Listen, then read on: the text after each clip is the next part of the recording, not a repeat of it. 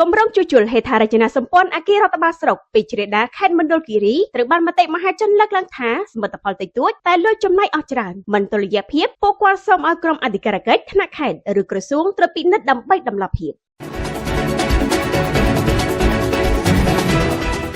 នៅឆ្នាំ2026នេះរដ្ឋបាលស្រុកពេជ្រដាបានដាក់ចេញនូវគម្រោងជួសជុលកែលម្អជាប្រព័ន្ធលើការរៀបចំក្បឿងដំបូលអគារសាលាស្រុកព្រមទាំងហេដ្ឋារចនាសម្ព័ន្ធការិយាល័យនានាដើម្បីលើកកម្ពស់សោភ័ណភាពនិងសុវត្ថិភាពអគាររដ្ឋបាលស្រុកគម្រោងនេះនឹងក្រុងចំណាយអស់ថវិកាប្រមាណសរុប220លានរៀលកាលពីត្រីមាសទី1ការជួសជុលក្រុងនឹងប្រព្រឹត្តទៅលើផ្ទៃក្រឡា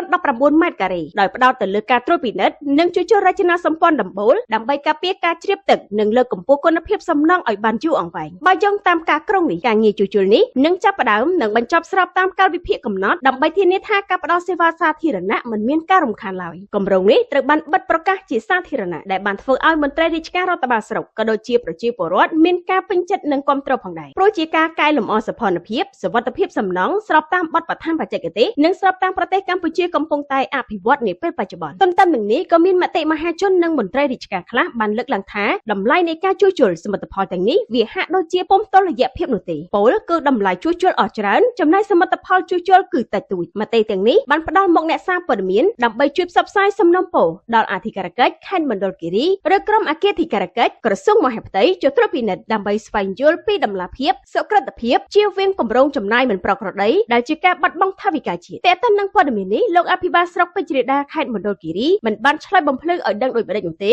នៅពេលនេះគេហទំព័រសហគ្រាសញូវវេហានឹងរងចាំការបំភ្លឺរបស់លោកអភិបាលស្រុកពេជ្រដាគ្រប់ម៉ោងធ្វើការដើម្បីជាប្រយោជន៍បំភ្លឺចម្ងល់សង្ស័យរបស់សាធារណជនឲ្យបានជ្រាបច្បាស់ជៀសវាងការយល់ច្រឡំអត្ថបទព័ត៌មានដោយលោកដួងវេហា